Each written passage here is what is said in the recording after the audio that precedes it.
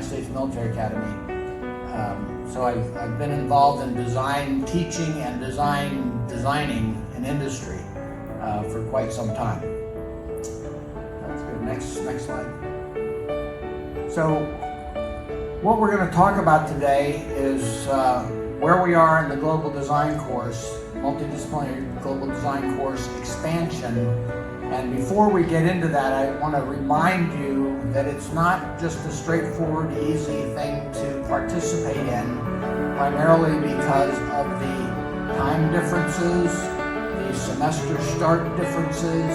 So those kinds of real-world issues are things that you have to be very flexible about in order to participate in these.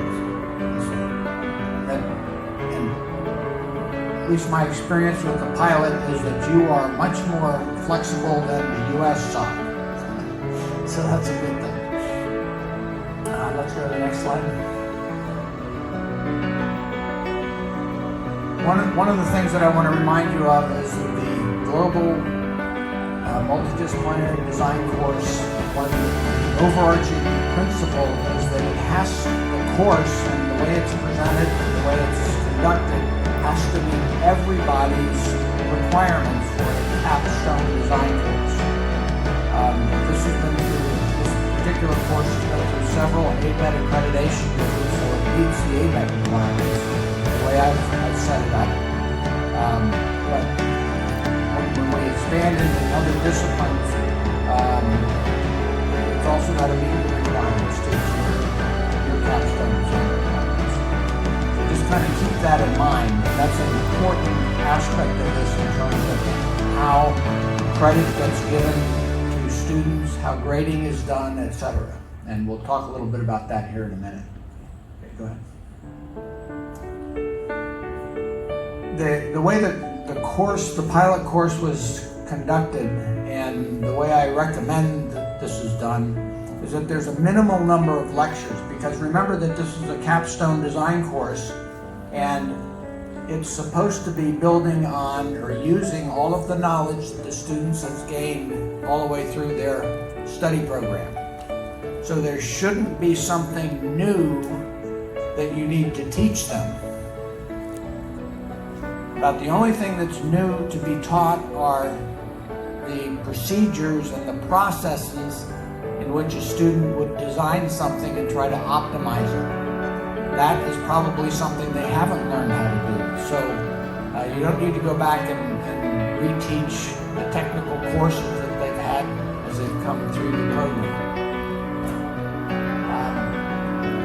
Once that set of lectures is completed, and that's usually done, at least in my course, after about 8 lectures, then the students are turned loose and they work on their project as a team. And in the case of the global multidisciplinary teams, of course, they're international teams. So it's not an Indonesian team and a U.S. team. It's a team that consists of U.S. students and Indonesian students. So they're working on that team together.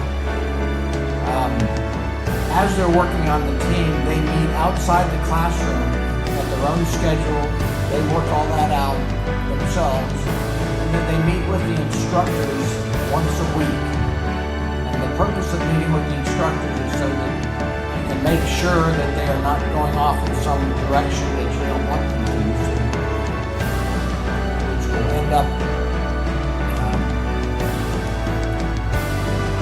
giving them a solution that doesn't work, because at the end of the day, you want them to be successful. And so this gives you the opportunity to kind of give them mid-course corrections and fire those retro rockets so that they stay on course and get to a successful conclusion at the end. There's also graded milestones, and there's really 3 of them in my course. The first one is a planning presentation, and that shows that they've gotten their team organized, everybody's got responsibilities, they've done some background research, they've got a schedule, and they understand what the tasks are that is before them. That happens very early in the course. And Then about halfway through, there's something that we call a design point review, whereby on the airplane side, they should have sized the airplane, optimized the size of the airplane, so they could actually draw a 3-view picture of it. And then the last one is the final report and the final presentation, and that's where they fill in the blanks. So they look at stability control, they look at the structures, they look at the aerodynamics, they look at propulsion. All of that stuff gets put into the final report and the final presentation. There are no tests, no quizzes, no homeworks, other than working on the project. So the grades are those milestone grades, and the bulk of it is the final report and the final presentation that gets recorded. So this is sort of a graphic that shows that. So you've got the lectures in the beginning there. Planning presentation takes place almost 2 weeks after they started the class, and that's because on day one they get the request for proposal, or they get the requirements for the design, so they know exactly what they've got to do. And they also have the team member assignments.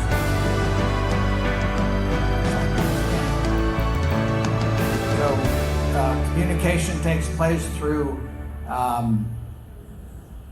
just team meetings that, through Zoom meetings, virtual. There's, of course, the in-class presentations from the instructor initially. And, once you have a presentation that's graded, it's always going to be the case. So you have to be willing to work around that. And my workaround in this particular case would have been providing the lectures twice.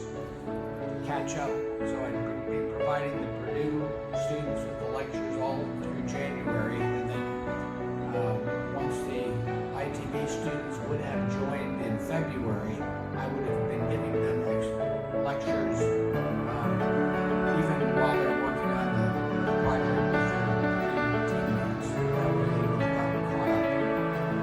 So you have to be flexible.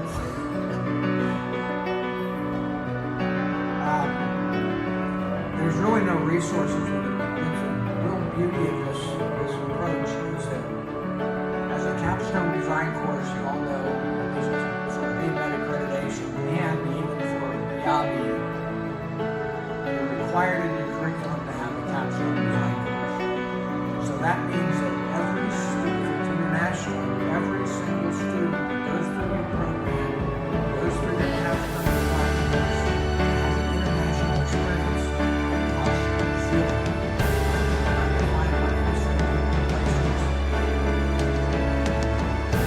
Great. It's not as good as the face-to-face learning international, but you're doing it for a long period of time, no cost, you're still going to benefit from the real world issues, logistical issues. You're also getting managers, differences, and experience in working with somebody from a different country. So it's a great opportunity.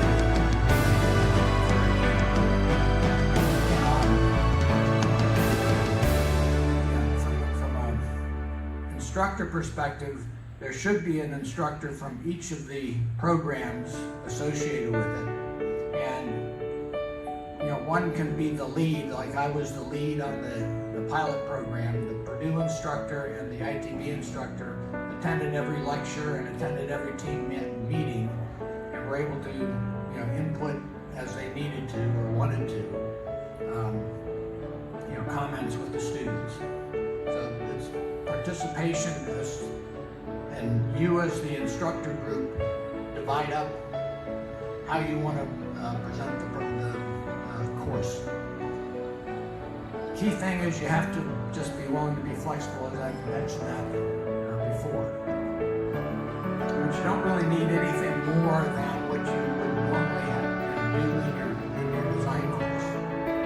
So there's no other facilities or additional resources that you need in order to participate in this. Now, I mentioned in one of the earlier slides that you want to make sure that the course meets your requirements, not somebody else's requirements. So the way this works to keep the administration burden down is the students, let's say from Indonesia, from your university, are not registering to take a course